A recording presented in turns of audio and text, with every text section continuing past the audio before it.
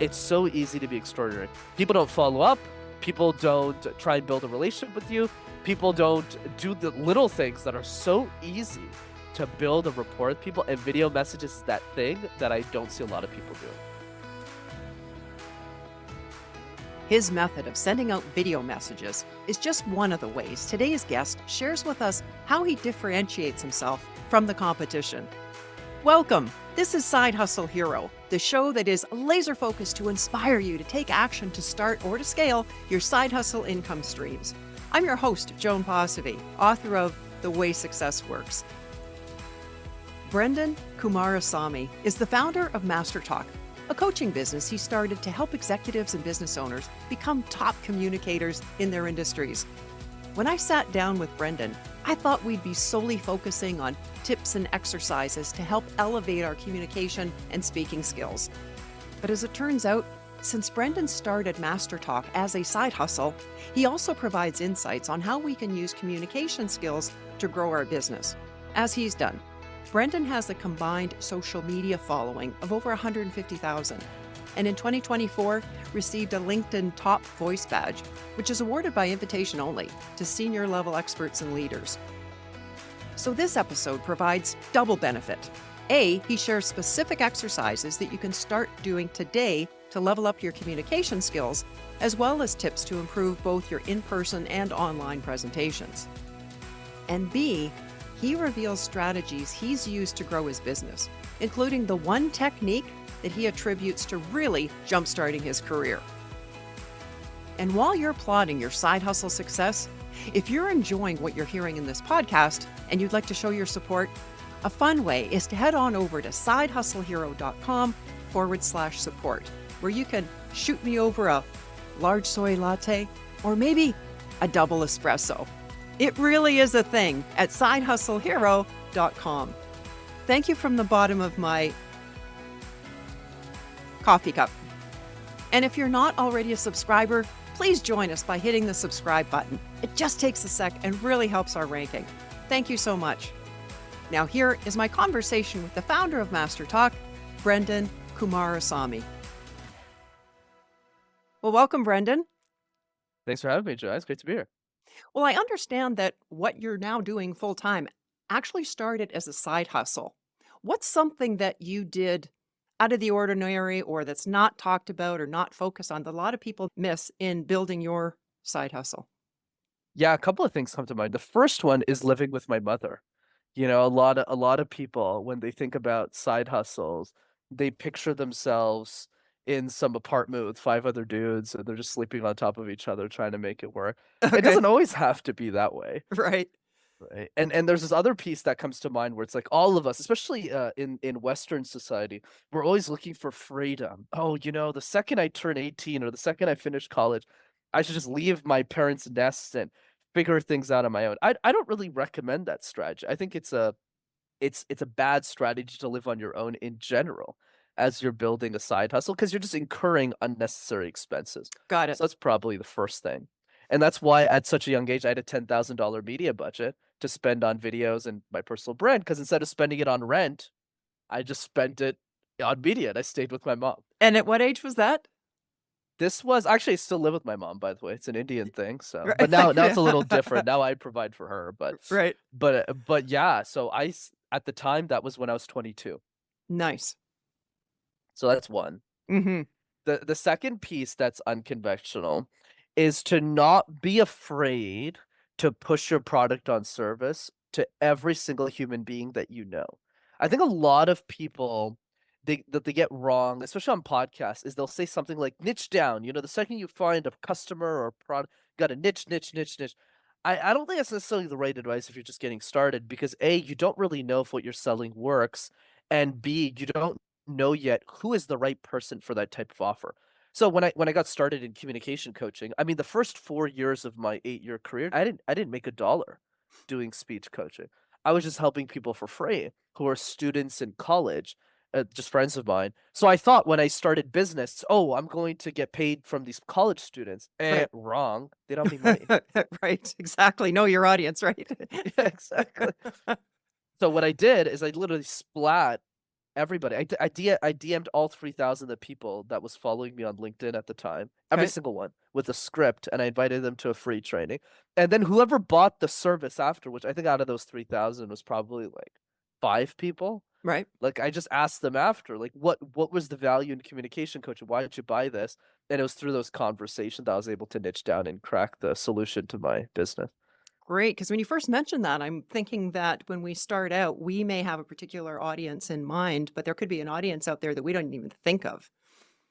Oh yeah. So building into this, Joan, one customer niche that I never even thought was going to be a customer, but ended up being my most successful one, were women executives.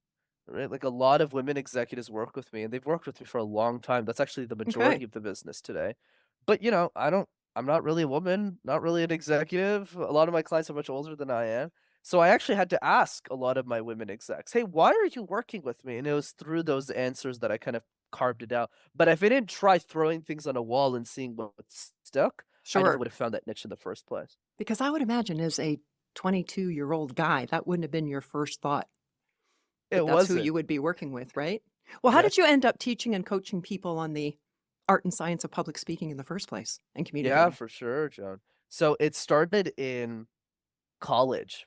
I studied in accounting, which has nothing to do with what I'm doing No, today. not at all. Yeah. And the rationale behind accounting was I looked at my report card when I was 12 years old. I swear to God, I was 12 years old. I looked at my report card, I saw I was really good at math and I was terrible at everything else. So I said, "Okay, I should be an accountant." That's it. Very simple. And I did fine as an accountant. I worked at PricewaterhouseCoopers for a year and things were fine. But in my first semester of college, I was 19 at the time. Somebody had told me that I needed to work for one of the big four accounting firms, PwC being one of them, Deloitte, KPMG, Ernst. Sure. So I go to these networking cocktails with the Jesuses of our industry. So people who are 2, 3 years older than me, who had jobs at these companies. So they were like the Yeah, messiah for me. Oh my god. sure. So I would go up to these gods who were 22-year-old kids basically, and I said, "How did you get a job at these companies?" And what they said, Joan, completely shocked me. They didn't say study harder. They didn't say get the best grades in school. They said do case competitions. And I looked at them and I was like, "What's a case competition?" Long story short, Joan, there are these things called case competitions, are basically like professional sports for nerds. Other guys my age were playing soccer. I was playing presentations, and I mostly did it to get a job. But then I got obsessed with winning, and I started coaching the other students who were getting into the program, and that's how I found a fascination Mm, with all of this. right. So what is a case competition? For sure. So let's say me and you are on the same team, Joan, Okay. and we're sitting together at a coffee table, and a Nike executive comes up to us and says, "Brendan, Joan, I really like you too. I need your help in helping me solve this problem. I got $1 million, but I don't know where to spend it. Should I spend it on opening a store in New York City or should I open one in Idaho?" And they give you all the data. So obviously the rent in Idaho is going to be a lot less expensive. The population's also going to be less expensive. I mean, less abundant than in New York. Right. So like they give you a bunch of data. And then me and you got 3 hours to read the entire case and choose the right solution for the business. And as soon as the 3 hours ends, you have to present your solution back to the judges, who are often executives Ah, of the company. Which brings us to the yes. last point. Why do they exist? Why do we do case competition? They're a recruitment tool for these companies, Joan. So they Right. spend money sponsoring these things and they take the star students and give them jobs.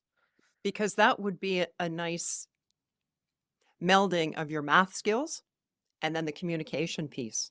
You probably saw people competing that were brilliant in their analysis, but they couldn't deliver it to save their life in terms of communicating it, 1,000,000%, and Joan. And probably lost out then.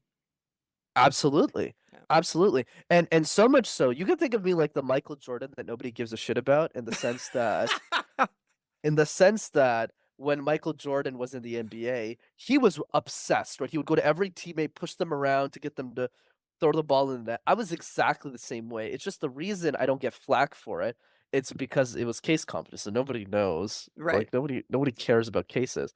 So the second year, it's a student run program. So after I started winning all these competitions, I became one of the executives running the student program. And I looked at the rest of the committee and I said, 20% of the people we're taking for this program are incredibly bright, but they can't communicate out of the box. So if they can't speak effectively, they're going to lose all these competitions. So I just took it upon myself to teach them how to speak, even if I didn't know how to coach speaking.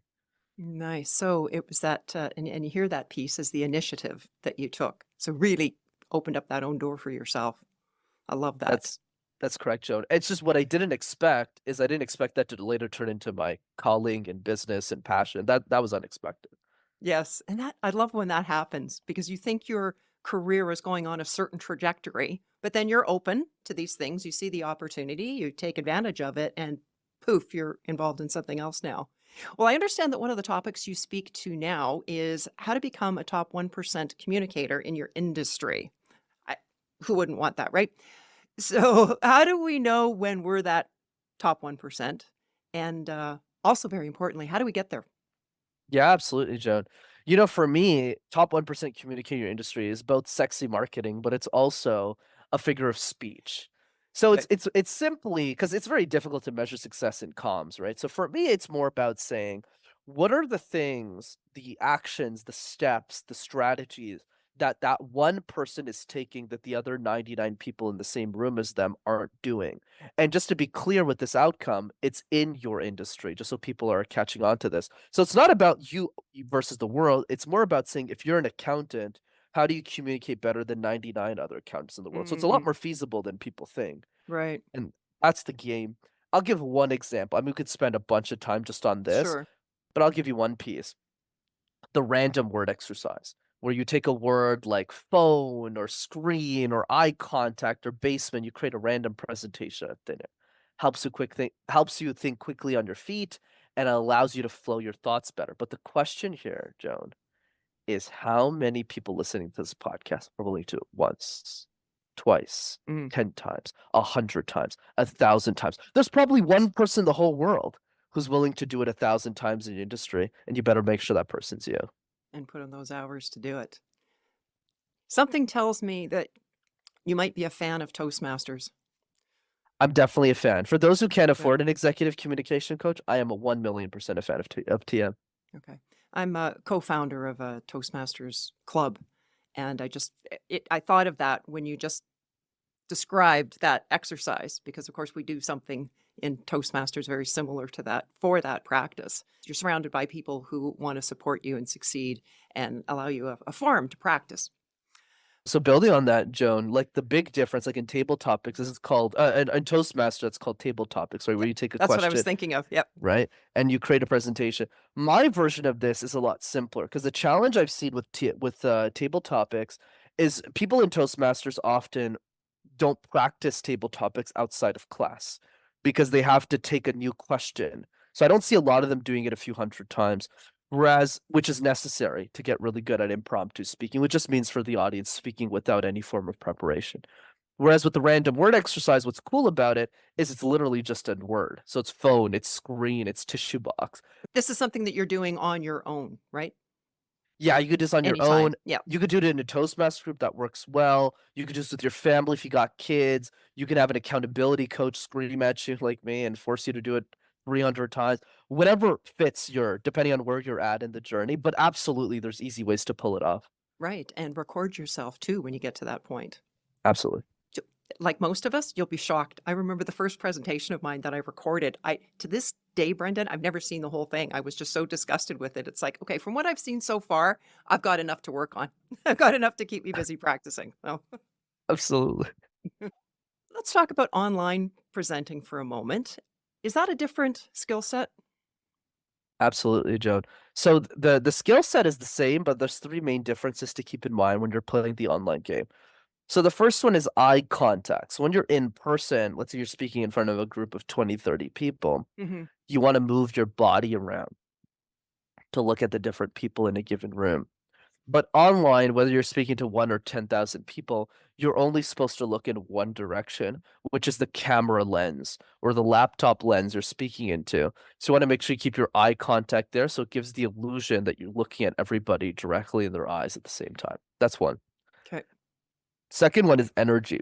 Let's face it, Joan, it's a lot easier to show up with energy when you're in person. because you have to shower that day, you have to give people high fives, and you're probably gonna wake up a little earlier that morning. Whereas in an online presentation, I mean, you could just show up at 9:45 for a 10 AM meeting and no one's gonna know. With your bunny slippers on. I do like my bunny slippers. So, the only real answer to this is to present better in person and transfer as much energy as possible back into the Zoom call. And then the final difference is accessibility. So if you want feedback from your audience in person, Joan, it's really easy. So let's say you watch me present and you go, "Hey, Brent, I got some feedback for you." We could just get lunch right after and you can tell me what's on your mind. But online, the Zoom call just ends. You have to take an extra effort to get people on calls to get feedback from them. Do you have a solution for that or a tip? Oh, absolutely. Yeah, what I like to do for online presentations, Joan, is I always like to drop my Calendly link. So I go, "Hey, jump on Calendly," for those who are listening, it's just like a calendar service, like, people can use to book time with you. Yeah. That's always super efficient to do. I like that a lot, and you can also DM some people after the workshop is over, but Calendly's my go-to. You'd mentioned the importance of bringing that same level of energy to a Zoom presentation as you would say on stage. What's your feeling about standing up while you're doing that Zoom or online presentation? Yeah, a lot of speaking coaches in my industry just would jump right away to, "Yeah, do it standing up, you're gonna have a lot more energy." I don't disagree with those people, Joan, but if I'm being honest, out of the last 20, 30 keynotes I've done virtually that I got paid to do, I didn't stand up for a single one of them. They still loved it. Okay. So I'm not gonna preach. I don't like to preach things I don't do. So, Sure. for example, the random word exercise, I'll preach that every day of the week because I did that exercise 3,000 times. But in the context of standing up, there's gonna be some situations where you won't be able to stand up. You might not have a stand-up desk, and it Right. might be, not as easy. So I would if you're more comfortable doing it standing up, go for it, but Mhm. I think learning how to practice energetically doing it sitting down is actually a really important skill because 'cause you'll be stuck sitting down a lot of the times, even if you don't want to be. Right, but to bring that same energy level there, sitting down. Yeah. Correct. Exactly right. And one of the things that I want to mention in the live presentations and being on stage or in front of a small group is one of the things that I notice a lot of more novice speakers do that seemingly they're not even aware of it is this constant pacing back and forth that's never ending. And I do you find it distracting as well? Yeah, I do, Joan. Like when people are just walking all Yeah. around the time around the stage.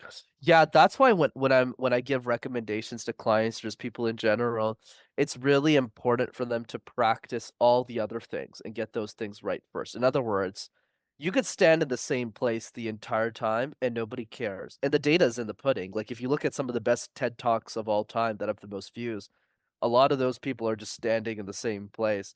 So there's not necessarily a correlation between how engaging your talk is and how much movement you have on stage. It's a lot more important to focus on the big ticket items like eye contact, smiling, storytelling, and flow of content. What are some other things that you feel would be effective for our side hustle listeners to know about improving their communication, public speaking skills that I haven't asked you about yet? Yeah, for sure, Joan. Beautiful question. One thing I find with people who are running side hustles like I did, I ran mine. I was working at IBM full time as an IT consultant, and I ran my coaching business on the side for 2.5 years until it replaced around 40% of my income, and then I kind of just jumped ship, almost went bankrupt and made it work. That's basically the story in a long story. A little But bit of the motivation there.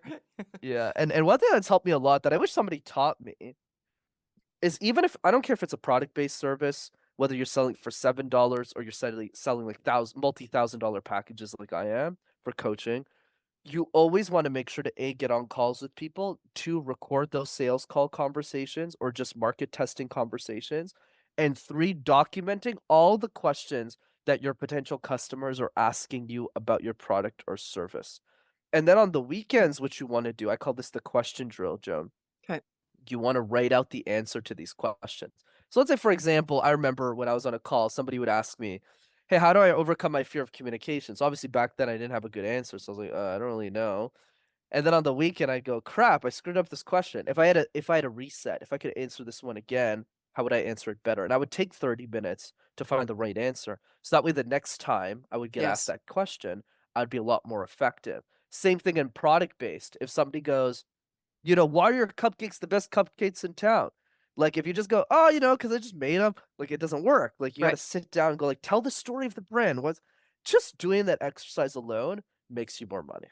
Great. And then after every presentation, whether it be live or online, take a look at it and say, okay, what areas worked really well that I want to continue and repeat? And like you said, in the future, if I was asked this question, for example, how could I respond better, more effectively? Absolutely, because it creates more confidence and you just sound more effective. Like, towards the end of my side hustle until it became a full-time hustle Yeah. in June of 2021, Joan, those last 6 months, I had made, 30, $40,000 in my business, which is really good considering it's Yes. coaching. But the reason a lot of these guys and gals were spending money on me, like, in the thousands, even when they still knew I had a corporate job, is because I would answer those questions that they were asking me so well that they said, "You know what? I'm gonna bet on this guy instead of one of the bigger names in speaking Mm. because he looks like he knows what he's talking about." And that's what jump started my career. So, yeah, I owe everything, all my success to that question barrage that I gave myself earlier in my career. What do you think is at the core of why a lot of people do fear public speaking and getting up and communicating? Yeah, I'll give you my perspective on this, which is not based on research or academia. I just go with common sense, which is, where do we learn how to speak in a formal way? The first time is school, right? Right. Elementary school, high school, whether you live in the States, Canada, or really anywhere else in the world. Yeah. But here's the thing, all of those presentations, Joan, have three fundamental problems. The first problem is that they're all mandatory. Nobody wakes up in the morning and goes, Joan, you want to get breakfast and present all day? Nobody says that. Nobody Yes. does that. Number two, all of those presentations are never something that you're passionate about talking about. So it's never, hey, Joan, what are you passionate? Are you passionate about side hustles and being a hero and helping people turn their side incomes into full time hustles? No, you got to talk about Shakespearean poetry and the Right. and the Renaissance, and I don't know. You might enjoy those things, but I don't think most of us do. And that's two. And the third challenge, which is actually the worst of all three, is Okay. that every single presentation you deliver from the ages of what, 8 to today, are all tied to a punishment. So if you don't do a great job, not only do you not get your pat on the back, you get a slap in the face and a warning that if you mess up again, your chance of getting into college and getting your dream job are going to plummet. So Mm. yeah, I'm not super surprised that we all grew up thinking communication's a chore. So describe the feeling then once someone breaks through that barrier where they're at least somewhat comfortable with it or looking forward to it. Yeah, I think for me, what really comes to mind, Joan, is this idea of a bright future. So, for Mm. example, it's the same feeling that we get for every other hard thing we've accomplished, whether it's immigrating to a new country, whether it's falling in love, getting married, or having kids, whether it's finding our first job. So, the first time we approach these types of things, we're scared to death. We're like, oh my God, I don't want to ask out that girl in school. Like, oh my goodness, right? Or apply for this job because I have no experience, or immigrating to a new country like my parents did for me because they have to leave their family, everything behind. But the motivation that they have to do it, not being alone, so that to get married, not being broke, so they get the job, and Yep. not having enough opportunity, so they immigrate, that motivation and overcoming it creates that win, and that same energy comes from speaking. But I will admit, there's going to be some situations where you're still gonna be fearful. This happened to me last week. I had the biggest issue in my life last week, Joan. I was scared to death leading into it, so it's all good. You all learn. Sorry, it was the largest audience? Yeah, Is the that what you largest said? audience. Yeah, yeah, Right. you got it. And what were the numbers? I think they do 50,000 downloads. I'm not really sure. That's Something amazing. like that. Yeah, but it's Yeah. pretty wild. So yeah, I was Yeah. really scared and it was in person too. So I Yes. was like, "Oh my God, this guy's like one of my heroes." So that's really the thing. Is like the Yes. fear of communication doesn't really go away. What happens is that you just overcome different levels. So let's say now when I'm on a sales call with a potential client, like, I'm not worried about that stuff anymore. I've done like 400 of them. So that's the key. The fear never goes away. You just get better at leveling up over time. You can deal with more situations. And that's where the benefit of the experience comes in. You just do it again and again and again. And I found that exact same thing, Brendan, as my size of the audience grew that I was presenting to. You feel that a bit of fear, but you get to the point where you've done it enough that you know that you can handle whatever's thrown at you. And then it becomes exciting. It doesn't have to be a terror barrier anymore. It's like, oh, wow, I get to grow a little bit more today. Let's take a little look at that. You mentioned that this started as a side hustle. Do you remember your first client, paid client? I do. I do. And in every business, Joan, there's always going to be key areas where you get lucky with and some areas where you get unlucky with, and you have to balance the two. So for example, in communication coaching, it's a little bit tough to sell Hmm. because you have to convince the person that their dream outcome communication is the byproduct. So for example, somebody wants to get promoted in career will seek for career coaching.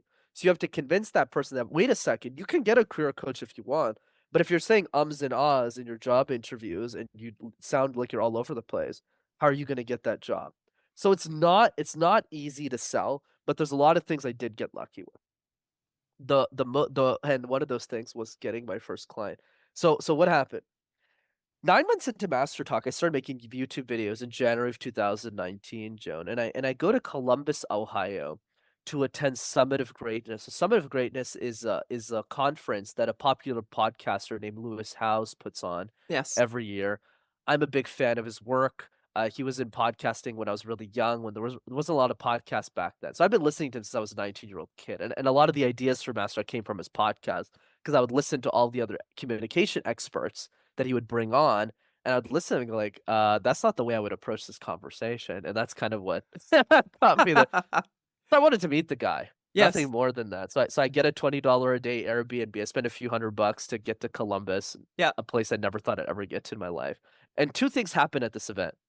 The first thing is I end up meeting my 50-50 business partner at a 5 AM workout at this event. Mind you, I don't wake up in the morning at all, but I just woke up at 4:30 that specific morning to see who would show up to the workout, and I met Vamsi there.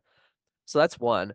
And the second thing that happened is I met Ludimir. So Ludimir had just quit his job at Amazon, and he was, starting wholesale real estate, and he was just asking me for advice. And this is how I work in general. That's why I'm the right founder for coaching businesses because even my friends, I coach them. Like, it's not Mhm. like every conversation I have is always about coaching. So that's what I do when I meet people. So I just gave him really good advice, and he called me a few days after the event, and he just said, "Hey, could I pay you to be my coach?" And I said, "Why would you pay me?" I literally asked him, like, "Why would you give me money?"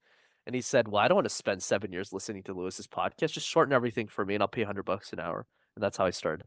Perfect. So at this point, what were your income streams or income stream for your communication business? Or Yeah, this for was your sure. very first client? For sure, Joe. So at this point, I'm making around 73K Canadian at IBM, so it's probably 60K Mhm. US. And at the end of that fiscal year, 2019, I had only made like 700-800 bucks for my coaching practice because I didn't really have a coaching practice in Right. 2009. So Ludimir I was the see. He first was start. right. But the business started ramping up because of Vamsi. So Vamsi is an Indian dude. He's 20 years older than I am. He has a completely different life than me. So he's been Okay. married for 17 years. I'm still single. He's been married for 17, 19 years. He's got 2 kids and he lives in Pittsburgh. So he doesn't even live in the same country as me. But he has a leadership coaching business that's done very well, and he had quit his job, like, 6 months after he had met me. And he said, "You know, Brendan, I've been looking for a communication coach for Indian people because I'm Sri Lankan, but it's all the same thing at the end of the day." And and he just You took a could say liking that. to me. Yeah, yeah. He Yeah. just liked my hustle because I was making videos for free. I wasn't really making that much money. And then after Summit, I started pouring in that 10K I was telling you earlier into my media strategy. So basically, long story short, he's the one who helped me find product market fit. He said, "Brendan, Indian IT professionals will pay you top dollar to work with you." And I didn't believe him because I was 22 years old. And he Sure. gave me my first 10 clients. And I'll always be grateful for that. Very nice. And he got a commission? Oh, he's made a lot of money working with me, let's put it that way. I mean, we're Yeah. 50-50 partners now, so now he makes 50% on all my upside, and it's a lot more than what I used to do for sure. So as far as various income streams then, you started with the coaching and continue to do that. How about other revenue sources? Yeah, so I'm a really big believer, Jones, as we're talking about this, in having 1, Okay. max 2 income streams that you're working on. 1 being the job that you're in for people who are side hustling, and 2 for the main area of expertise. So yes, there's other revenues that I'm making, right? Like, I get paid to speak sometimes, but I'm not making that even today, I don't make that much money doing that. Maybe 10, 15, sometimes 20,000 a year. So it's not insignificant, Right. but it is not the majority of the business. Mhm. So what I would recommend people do, and the advice will differ based on whether you're a service or a product-based owner, Okay. is if you're in service, it's a lot easier because I know that business a lot better. You wanna try different verticals of whatever you wanna do, whether it's agency, whether it's, I don't know, drop shipping, whether it's, coaching in my case, and then seeing what works. And the number 1 rule of thumb is if something is working, the question is not, "How do I do something else?" The question is, "How do I get that to work even more?" So Right. when I made my first $20,000 in coaching, the question, and that's something I give myself credit for, I'm very focused, is like instead of saying, "How do I make 20,000 speaking?" which is the dumb question to ask, the better question is, "How do I make $2,000,000 coaching if I made 20 grand so quickly as a coach?" That's really the game. If you're a Right. product-based owner, you wanna look at the 2 to 3 products that you're really interested in, and 1, you wanna see what is the one thing that people are really excited about. So if you sell cupcakes and cookies, but you're realizing that cookies is 90% of the revenue because people like your cookies a lot more than your cupcakes. Right. Ditch the cupcakes and put all your energy in cookies and just ask yourself, how do I sell 100 times more cookies? And that's really the key. So I probably don't have to ask you this then. What's next for Master Talk? For sure. So obviously, as a business expands, you'll have different areas of progress. But I would say for me, Master Talk will definitely be still focused on coaching because coaching Mhm. unlocks everything else for me. It gives me more income to do the second arm of Master Talk, which is my media company that I don't really make money off of, which is how do we democratize the world's information of communication for free for the world. So now, because of the money I'm making in coaching for all of my high end VIP folks, I'm able to take 20% of that revenue and invest it in Instagram. And our videos are a lot nicer on Instagram, on YouTube, on LinkedIn. Nice. And the goal is to keep pushing that. So for me, the first thing is how do I 10x my coaching business again? The second part is using even more of that money to hire bigger media teams and get on bigger interviews and opportunities and media spots. And then Nice. the third piece of that is I don't know, maybe become more of a speaker, probably do more speaking. But honestly, speaking for those who are interested in that is not as sexy as people think it is. I mean, it's a nice ego boost when you're in front of a bunch of executives you're speaking. Honestly, unless you're like a super high-end speaker and you're like a Gary Vee getting paid like 100, 200 grand to speak, it is not a very sexy business. And actually, you know this better than me because you've been a facilitator for 30 years. So there you go. Yes, the life of the road warrior. Yeah, it Mm. sucks. That's why I like coaching a lot better. You mentioned you had, was it 10 grand socked away for your media strategy? When I started, yeah. I mean, today When you we're spending started? a lot more on media. Yeah. Yeah.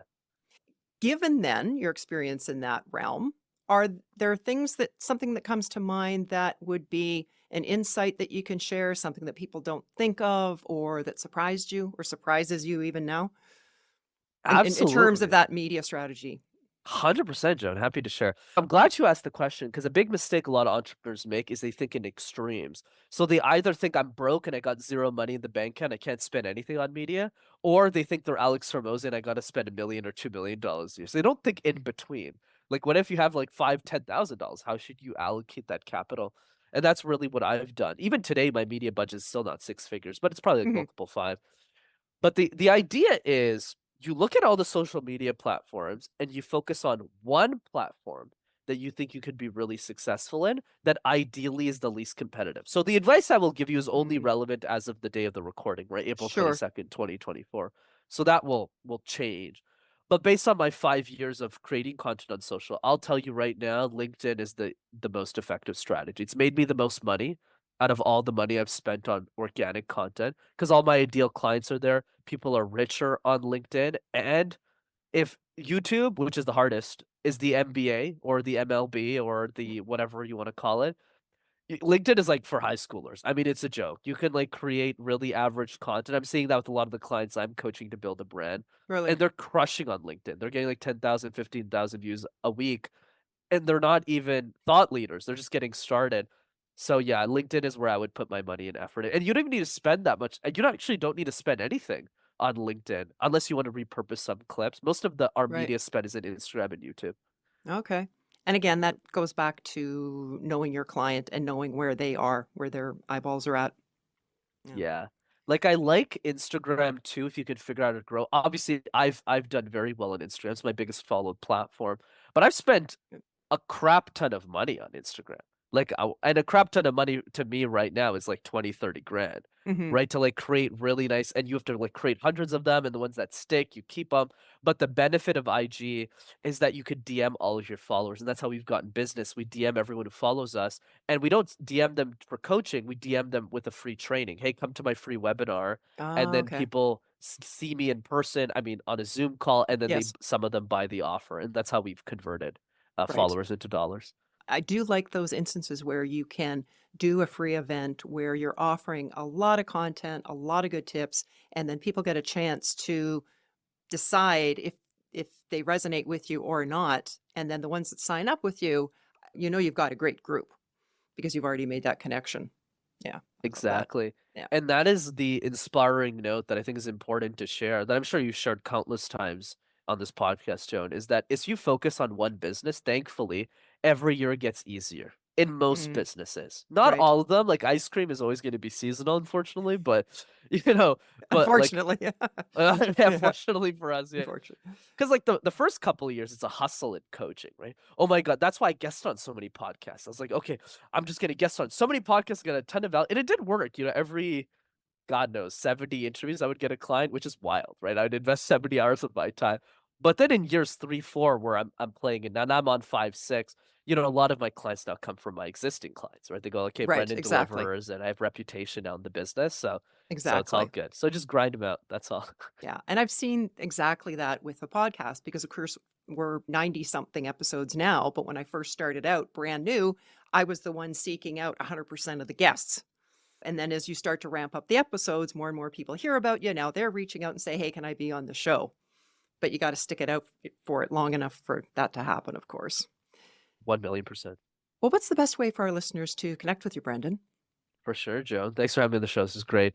Easiest way to do that is Instagram. My handle is Master Your Talk. Your is spelled YOUR. Send me a DM and just let me know what you thought of listening to this podcast, and I will personally send you a voice note. Very nice. I like that. Hmm. So, what should we start doing or practicing right away tomorrow that would give us the greatest impact in improving our public speaking and communication skills? Yeah, for sure. Joan, for me, communication's like juggling 18 balls at the same time, right? So one of those balls is smiling, one of them is eye contact, one is facial expressions, and it can get really confusing for people that are getting started. So really what I've brought to the industry is like, what are the three easiest balls to juggle? And if you just juggle those balls, you'll probably get the results like a lot of the people that I've seen in the space have gotten them, which is simply RQV. R, the random word exercise, right? Like we talked about. Yes. Take a word like phone or walnut, create presentations out of thin air. Q, the question drill. Write down a bunch of questions that potential prospects, ideally your best clients, people that are already paying you, that's even better if you're already at that stage, even if you're making 500 bucks. Like just the people who are paying you, spending money, have a 3-hour dinner with them and just say like, what are the questions do you have about the business? And just take those questions and create some magic out of that. Right. Practice one every day with the voice recorder. And V, video messages. Send video messages to the people that you love in your life. I take this to a whole different level where I have this thing called birthday video messages. So every year on my client's birthday, it's in my Google Calendar. That's how I know. Is I'll put a stupid birthday hat on that I bought for like 15 bucks on Amazon that I've been reusing for years. And then on their birthday, I'll send them a video message. And we can also implement that in the context of anyone who buys from you. So for me, it's easy because if my packages are 3, 5, $7,000, like there's probably like a few hundred people who send video messages. So it's not so bad. But if you're getting started, like the first $10,000, everybody who buys your $7 cakes, send them a video message. Because what's missing in business, that's what I've learned, is like Yes. it's so easy to be extraordinary. It's so easy to be extraordinary. People don't follow up. People don't try and build a relationship with you. People don't do the little things that are so easy to build a rapport with people. And video messages is that thing that I don't see a lot of people doing. I have never had anybody send me a video message wearing a birthday hat.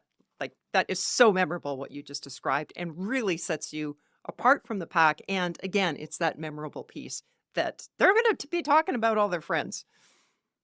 And Yeah. that's worked out very well for us. Absolutely. And probably share that video on their social media too. I'm sure that's happened to you, right? 100%. Most of my clients are Yeah. pretty private people, so in Right. our case, Okay. it's been like, but it's still correct what you said. But like they'll share it with friends, so they'll Yes. be at lunch with their VP buddy, and they'll say, "Well, look at this." They're like, "Who's Brenden?" "Oh, he's my communication. You have to hire this guy," and then that's how that happens. You don't need a communications coach. You're so good at it.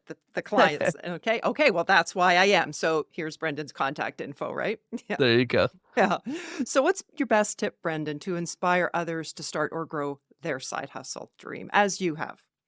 Absolutely. You know, my big tip on this, Joan, is Tony Robbins says it best. It's never the lack of resources, it's always the lack of resourcefulness. I am dumbfounded by how many people message me and go, "You know, Brendan, I have really good food, but I don't want to start a restaurant because it's going to cost me like $5,000 to rent the place, and I got to buy a machinery." And I go, "Stop, stop, stop. Like, why don't you just make the meatloaf at home and sell the meatloaf to like 10 people, and two of them, if your meatloaf is good enough, and if it isn't, then you got to go back to the drawing board. Just offer them a subscription model where you're going to ship meatloaf or go to their house every month and give them homemade meatloaf."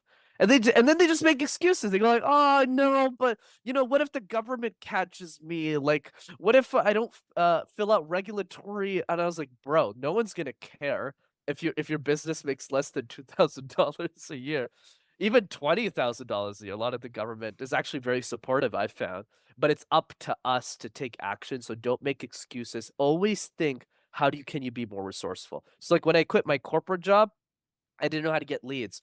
So I literally said, "Okay, let me just DM everyone on LinkedIn and figure it out," and it worked. And then I tried something else and it worked, and then other things that didn't work, and you just figure it out. Right. The stuff that doesn't work. Okay. Leave that alone and then go on to something else. That's it. Yeah. Well, thank you so much, Brendan, for teaching us so much in a relatively short period of time and not just on communication skills and public speaking. I love all the little detours that we took today. And of course, thank you for being today's side hustle hero. Of course, Joan, you did such a great job with this episode. Thanks for having me. This is one of those episodes where you might be inclined just to listen to it as information. But if improving your communication and presentation skills is something you truly like to accomplish, I encourage you to start by integrating into your day one of Brendan's training techniques. For example, the random word exercise. After this episode is over, pick an item in your line of sight and just start talking about it. Start with 1 minute. Why do you like it? Or why is it important to you? And then, when you want a bit harder challenge with this exercise, pick up a book, open it up to any page, and choose a random word. The only way we can improve our communication skills is by doing. I mentioned in an earlier episode that I'm a co-founder of a Toastmasters club. In my early days of delivering keynote speeches and trainings, eventually in countries around the globe, my Toastmasters training proved invaluable. Here's what prompted me to become a member in the first place.